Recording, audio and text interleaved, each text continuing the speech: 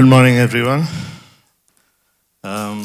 Today, I would like to talk to you about the event of the time that blind Bartimaeus was healed.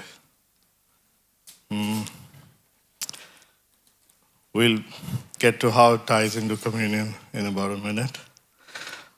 So, we all know the story of Bartimaeus. He was blind, and Jesus was passing by, and Paul records this tiny but significant detail that a lot of us, myself included, we've read it and kind of didn't register it in the first go. So Mark 10:47 says, as Bartimaeus sat by the roadside begging, he heard that Jesus of Nazareth was passing by. He began to cry out, Jesus, Son of David, have mercy on me. The crowd, as usual, rebuked him, told him to be quiet, but he cried out all the more. Jesus stopped. And when Jesus called for him, Mark writes, so throwing off his cloak, he sprang up and came to Jesus. That's in Mark 10:50. So if we look at this particular detail, it's very insignificant, but basically Bartimaeus threw aside his cloak.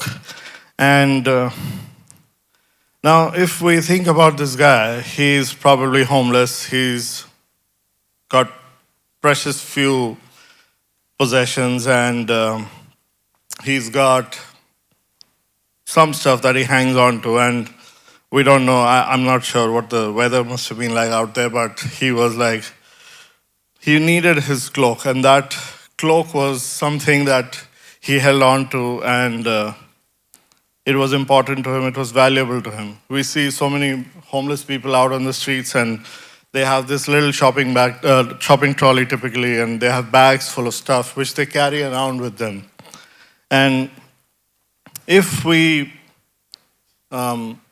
reflect on this cloak, we as people today, we carry a lot of these as cloaks of our own, like habits we may have, afflictions, addictions, suffering, achievements, everything. And we tend to create cloaks of our own. We tend to make that our identity, and we tend to carry them around with us. That becomes important for us when we enter a room, when we join gatherings. That's us.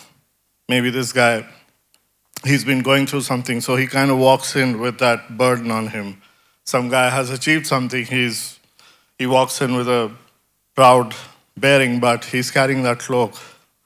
And so over here, when Jesus called Bartimaeus, he just flung it to one side and he just came.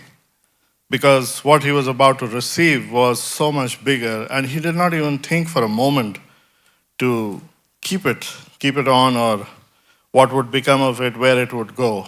And so as we take communion, as we enter into this significant thing that we do, where we partake of the body of Jesus and the blood of Jesus, the forgiveness and the healing that comes along with it, the redemption of sins, I think it is much, much more important, much bigger, much more significant than the things we make cloaks out of.